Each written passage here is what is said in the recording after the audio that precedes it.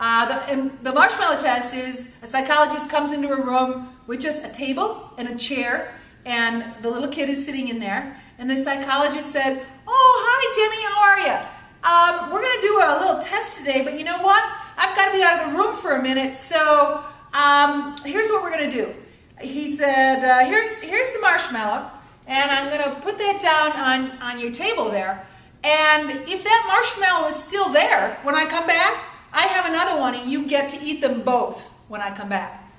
But if I go out of the room and you eat that marshmallow, then you won't get another one when I come back.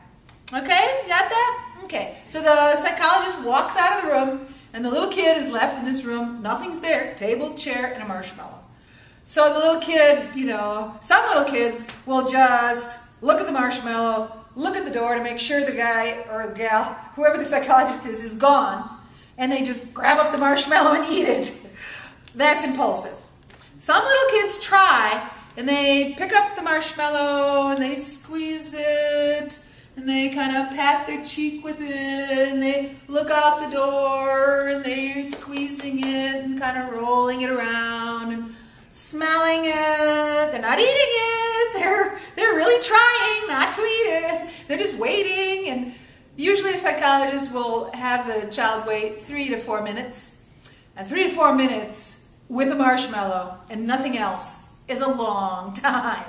So they've got this marshmallow, and if they can do it, if they can hold out for the 3 or 4 minutes, the psychologist comes back and goes, "Oh, great, you didn't eat the marshmallow. Here's another one. Now you can eat them both."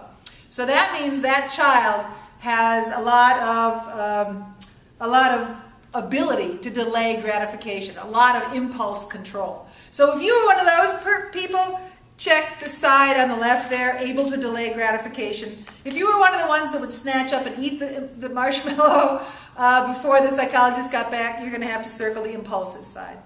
All right, the third one was the ability to go to strangers or afraid of strangers. So when you were little, 2, 3, 4, and you were in a situation where you had to go to a stranger, like maybe a babysitter, a new babysitter, or a new visitor that came to your house, or even like maybe to go to kindergarten. If you could go to strangers without a big hassle, you circle that side. If you were afraid to go to strangers, then you circle that side. When I was 5 and my mom took me to kindergarten and the first day of school, I cried and carried on and screamed and wouldn't let her leave me. And so she took me home and spanked me and said, "You're going to go tomorrow with no crying." And so I went with no crying, but I was not happy. So I was afraid to go to strangers. Number 4, in general, were you a happy kid? Were you a happy, smiley kid? Or were you whiny, crying, fussy, just difficult to please? So you circle the happy side or not. The last one, when your mom left the room. If you were in a situation and you were playing and your mom left the room, were you okay with that? Could you handle that and just, continue to play? Or were you worried? Were you anxious and worried about, gosh, is mom going to come back? Gosh, she left me alone. Oh, dear. Uh-oh, what's going to happen now? So either you were okay when mom left the room or worried. Okay, now what I want you to do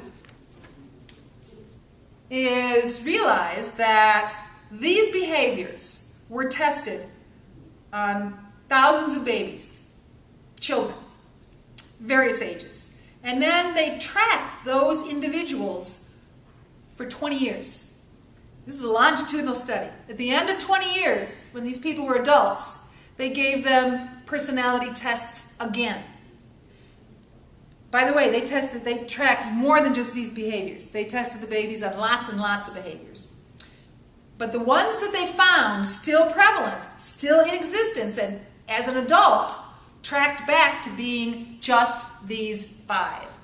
So these 5 constellations of characteristics and traits are strong, stable, and predictive of who you're going to be as an adult.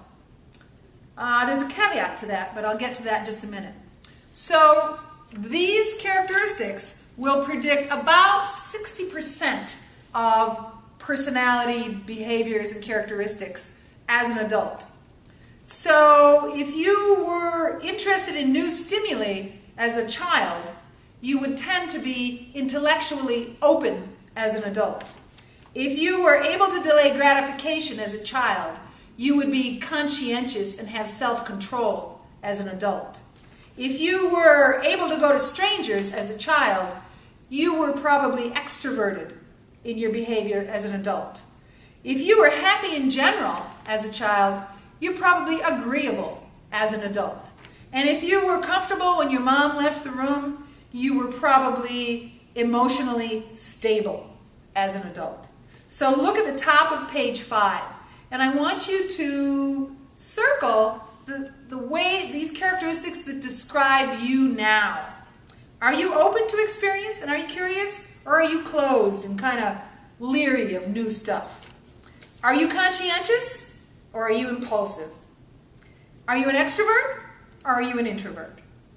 Are you agreeable or are you kind of cynical, hostile? Are you emotionally stable and kind of calm, or are you sort of anxious and neurotic and things bother you a lot?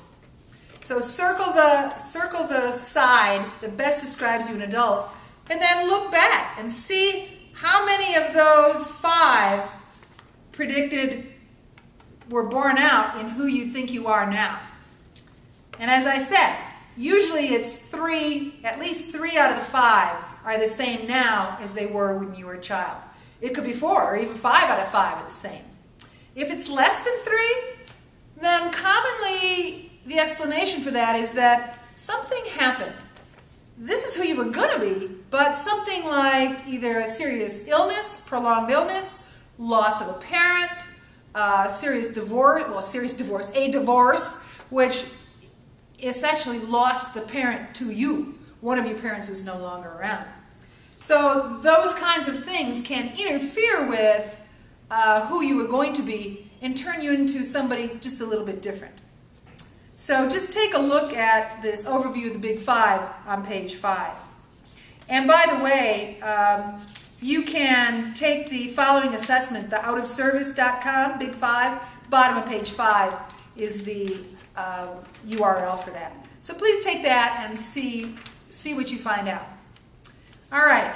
So hopefully this gives you a broad picture of personality assessments, why we do them, what the usefulness is, and how they can help you understand not only yourself, but other people in order to make you more empathic and more able to work successfully and smoothly with people from all different kinds. Because, you know, the best team has different characteristics and people who are strong in many different areas.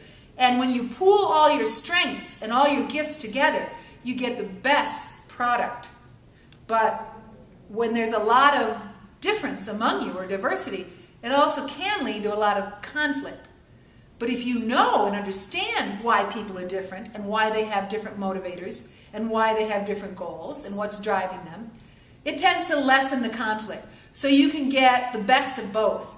You can get all the gifts without the conflict. So that's the reason for looking at and trying to understand yourself and other people. Okay, end of this session.